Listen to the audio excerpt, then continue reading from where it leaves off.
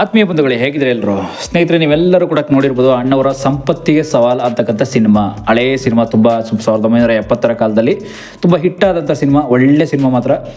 ನೀವೆಲ್ಲರೂ ಕೂಡ ನೋಡೇ ಇರ್ತೀರ.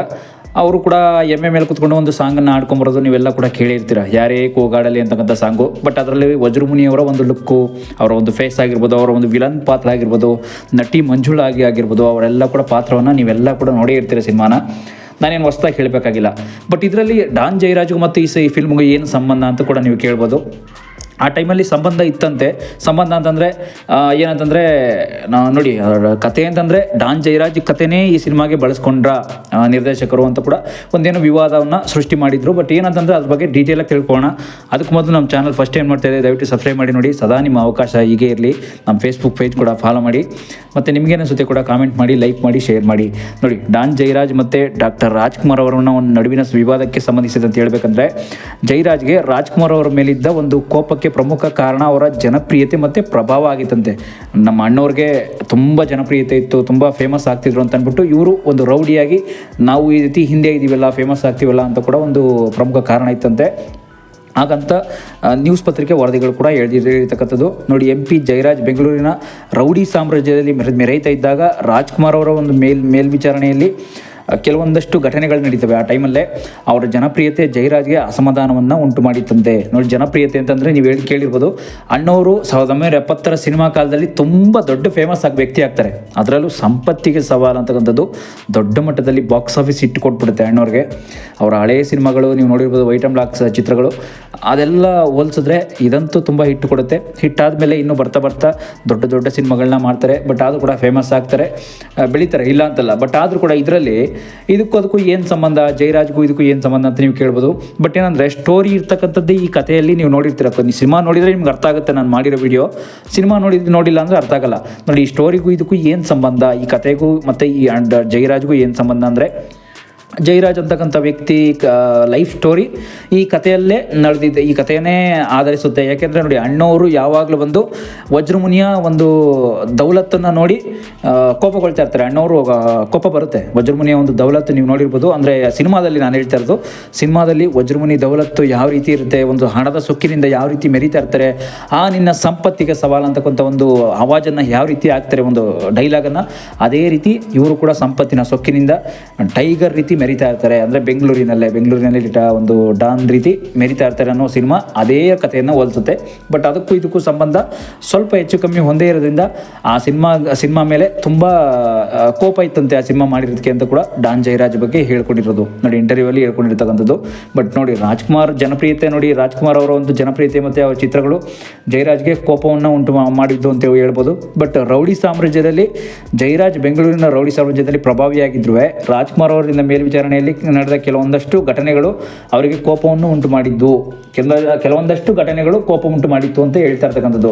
ಬಟ್ ಏನಂತಂದ್ರೆ, ನೀವು ನೋಡಿ, ಇಲ್ಲಿ ನೀವು ಕೇಳ್ಬೋದು, ನೋಡಿ, ಅಣ್ಣವರ ಒಂದು ವಿಷಯ ಯಾಕೆ ಬಂತು ಜಯರಾಜ್ ವಿಷಯದಲ್ಲಿ ಅಂತ ಕೇಳ್ಬೋದು. ನೋಡಿ, ವೈಯಕ್ತಿಕ ವಿವಾದಗಳು ಏನಂತಂದರೆ, ರಾಜ್ಕುಮಾರ್ ಅವರ ಒಂದು ಜನಪ್ರಿಯತೆ ಅಷ್ಟು ಫೇಮಸ್ ಆಗಿತ್ತು.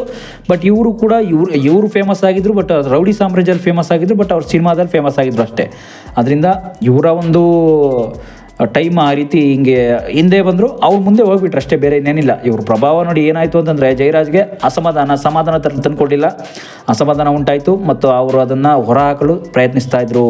ನೋಡಿ, ಈ ಮಾಹಿತಿ ಪ್ರಕಾರ ಏನಂತಂದರೆ, ಜಯರಾಜ್ ಮತ್ತು ರಾಜ್ಕುಮಾರ್ ಅವರ ನಡುವಿನ ವಿವಾದಕ್ಕೆ ಸಂಬಂಧಿಸಿದಂತೆ ಸಂಕ್ಷಿಪ್ತ ವಿವರಣೆಯನ್ನು ಏನು ಕೊಡಬೇಕಂತಂದರೆ, ನೋಡಿ, ಆ ಟೈಮಲ್ಲಂತೂ ಗೋಕಾಕ್ ಚಳವಳಿ ಎಲ್ಲ ನಡೀತಾ ಇತ್ತು. ಮತ್ತು ಅಣ್ಣವ್ರು ಕೂಡ ಒಳ್ಳೆ ಫೇಮಸ್ ಸಭೆ ಸಮಾರಂಭಗಳನ್ನು ಸೇರ್ತಾಯಿದ್ರು, ಒಳ್ಳೊಳ್ಳೆ ಪ್ರೋಗ್ರಾಮ್ಗಳನ್ನು ಕೊಡ್ತಾಯಿದ್ರು ಹೋಗಿ. ಮತ್ತು ಆ ಟೈಮಲ್ಲಿ ಅಣ್ಣವ್ರಂತೂ ನೀವು ನೋಡಿರ್ಬೋದು, ಏನೇನೆಲ್ಲ ನಡೆಸ್ಕೊಂಡು ಹೋಗ್ತಿದ್ರು ಅಂತಂದರೆ, ಒಂದು ಟೈಮ್ ಹಂಗಿತ್ತು ಅಣ್ಣವ್ರ ಟೈಮು. ನಮ್ಮ ಕರ್ನಾಟಕಕ್ಕೆ ಬೇಕಂತ ಒಂದು ಚಳವಳಿಗಳಾಗಿರ್ಬೋದು, ಒಂದು ಫಂಕ್ಷನ್ಗಳಾಗಿರ್ಬೋದು, ಪ್ರತಿಯೊಂದಕ್ಕೂ ಭೇಟಿ ನೀಡ್ತಾಯಿದ್ರು. ಒಂಥರ ಏನಂದರೆ, ಒಂದು ಇತಿಹಾಸ ಆ ಟೈಮಲ್ಲಿ ಅಣ್ಣವ್ರದ್ದು ಒಂದು ಇತಿಹಾಸ.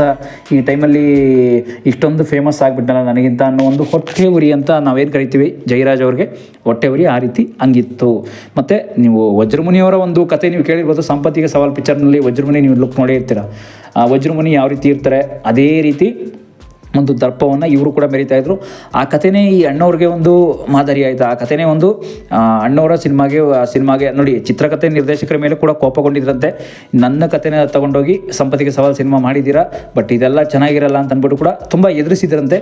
ಆದರೂ ಕೂಡ ಏನೋ ಒಂದು ಸಿನಿಮಾ ಅಲ್ವಾ, ಸಿನಿಮಾ ರೀತಿ ನೋಡಿ, ದಯವಿಟ್ಟು ಈ ಥರ ಎಲ್ಲ ಬೇಡ ಅಂತ ಕೂಡ ತುಂಬ ಗಲಾಟೆಗಳು ನಡೆದಿತ್ತಂತೆ ಆ ಟೈಮಲ್ಲಿ. 1977 ಟೈಮಲ್ಲಿ ಸಂಪತ್ತಿಗೆ ಸವಾಲ್ ಅಂತ ಏನು ಕರಿತೀವಿ, ಆ ಟೈಮಲ್ಲಿ ಕೆಲವೊಂದಷ್ಟು ಘಟನೆಗಳು ಕೂಡ ನಡೆದಿತ್ತಂತೆ. ಈ ರೀತಿ ಮಾಡೋದು ಒಳ್ಳೆಯದಲ್ಲ, ಯಾಕೆಂದರೆ ನಮಗೂ ಕೂಡ ನಾವು ಏನು ಮಾಡ್ತೀವೋ ಆ ರೀತಿ ನಾವು ನಡೆದಿದ್ದೆ ದಾರಿ ಅನ್ನೋ ರೀತಿ ಜಯರಾಜ್ನ ಒಂದು ದರ್ಪ ಆ ರೀತಿ ಇತ್ತು ಹಿಂದೆ. ನೋಡಿ, ನೀವು ಕೇಳಿರ್ಬೋದು, ಡಾನ್ ಜಯರಾಜ್ ಅವರು ಇವತ್ತು ಎಷ್ಟು ಫೇಮಸ್ ನೋಡಿ. ಹಿಂದೆ ಎಲ್ಲ ಒಬ್ಬ ರೌಡಿ ಸಾಮ್ರಾಜ್ಯದಲ್ಲಿ ಮೆರೀತಿದ್ದವರು ಇವತ್ತು ಒಂದು ಇತಿಹಾಸನ್ನೇ ಕ್ರಿಯೇಟ್ ಮಾಡಿರ್ತಕ್ಕಂಥ ಒಬ್ಬ ದೊಡ್ಡ ಫೇಮಸ್ ವ್ಯಕ್ತಿಯಾಗಿದ್ದಾರೆ. ಮತ್ತು ಇತಿಹಾಸ ಪುಟದಲ್ಲಿ ಓದ್ತಾ ಇರ್ತಕ್ಕಂಥ ಒಬ್ಬ ವ್ಯಕ್ತಿ ಆಗಿಬಿಟ್ಟಿದ್ದಾರೆ ಇವತ್ತು. ನೋಡಿ, ಆ ಟೈಮಲ್ಲಿ ತಿಗಳರಪೇಟೆಯಲ್ಲಿ ಒಂದು ಗೋಪಿ ಕಥೆಯನ್ನು ನಾವು ಕೇಳಿರ್ಬೋದು. ಡಿಜಿಟಲ್ ಮಾಧ್ಯಮ ಅನ್ನೋ ಚಾನಲ್ ಕೂಡ ತುಂಬ ಇಂಟರ್ವ್ಯೂ ಮಾಡಿದ್ದಾರೆ ಅವ್ರ ಬಗ್ಗೆ.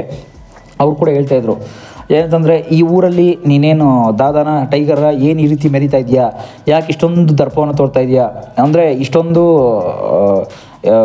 ಯಾಕಂದರೆ ನಾವು ನೀವು ಅಂದ್ಕೊಂಡ ಮಟ್ಟಿಗೆ ಕೊಲೆಗಳು ಅಂತ ನಾವೇನು ಕರಿತೀವಿ ಆ ಥರ ಎಲ್ಲ ದಯವಿಟ್ಟು ಯಾಕೆ ಮಾಡ್ತಾ ಇದೆಯಾ, ಏನು ಸಮಾಚಾರ, ಏನಾಗಿದೆ ನಿನಗೆ.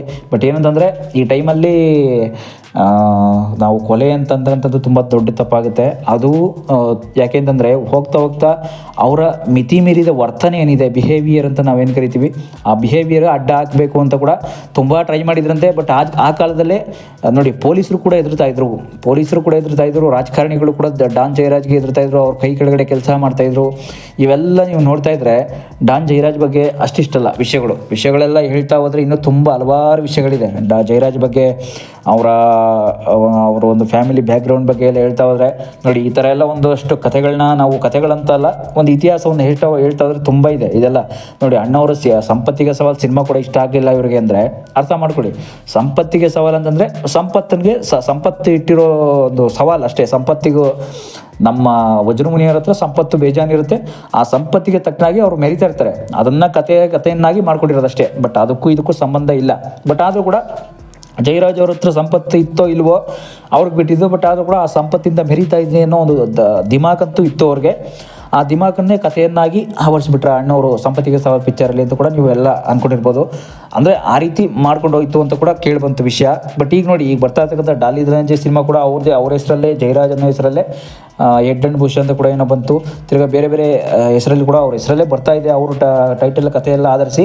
ಬಟ್ ಆದರೂ ಕೂಡ ಇವ್ರ ಬಗ್ಗೆ ಸಿನಿಮಾ ಎಲ್ಲ ಅಷ್ಟು ಬರ್ತಾ ಇರ್ತಕ್ಕಂಥದ್ದು ಒಳ್ಳೆಯದೇ ಇಲ್ಲ ಅಂತಲ್ಲ. ಕೆಲವೊಂದಷ್ಟು ಮನೋರಂಜನೆಗೆ ಕೂಡ ಒಳ್ಳೆಯದಾಗುತ್ತೆ, ಕೆಲವೊಬ್ಬರಿಗೆ ಸಹಾಯ ಆಗುತ್ತೆ, ಕೆಲವೊಬ್ಬರಿಗೆ ನೋವಾಗುತ್ತೆ ಇವ್ರ ಸಿನಿಮಾ. ಯಾಕೆಂದರೆ ಇವರ ಒಂದು ರೌಡಿಸಮ್ ಅಟ್ಟಹಾಸ ಸಿನಿಮಾ ಏನಿದೆ ಅದೆಲ್ಲ ಅಷ್ಟು ಒಳ್ಳೆತನ ತಂದುಕೊಡೋಲ್ಲ. ಅದೆಲ್ಲ ಹೋಗ್ತಾ ಅದೆಲ್ಲ ಕೆಲವೊಂದಷ್ಟು ಹೀರೋಗಳಿಗೆ ತಪ್ಪು ಕೂಡ ತಿಳುವಳಿಕೆ ತಂದುಕೊಡ್ಬೋದು. ಕೆಲವೊಬ್ಬರಿಗೆ ಏನೋ ಒಂದು ಬೇಕಾಗದೇ ಇರ್ಬೋದು. ಅಂದರೆ ನೀವು ಏನೋ ಅನ್ಕೋಬೋದು, ಸಿನಿಮಾ ಇಂಡಸ್ಟ್ರಿ ಬಂದರೆ ಇಂಥ ಸಿನಿಮಾ ಮಾಡೋದ್ರಲ್ಲಿ ಏನು ತಪ್ಪು ಮಾಡ್ಬೋದಲ್ಲ.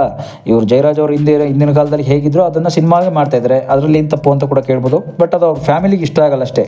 ಫ್ಯಾಮಿಲಿಗೆ ಇಷ್ಟ ಆಗಲ್ಲ ಅಂತಂದಮೇಲೆ ಮಾಡಬಾರ್ದು. ಫ್ಯಾಮಿಲಿಗೆ ಮತ್ತು ಅವರ ಒಂದು ಸಂಬಂಧಿಕರಿಗೆ ಇಷ್ಟ ಆಗಲ್ಲ ಅಂದರೆ ಮಾಡಬಾರ್ದು. ನೋಡೋಣ ನೆಕ್ಸ್ಟ್ ಎಪಿಸೋಡಲ್ಲಿ ಇವ್ರ ಬಗ್ಗೆ ಇನ್ನೊಂದಷ್ಟು ತಿಳ್ಕೊಳ್ಳೋಣ. Thank you.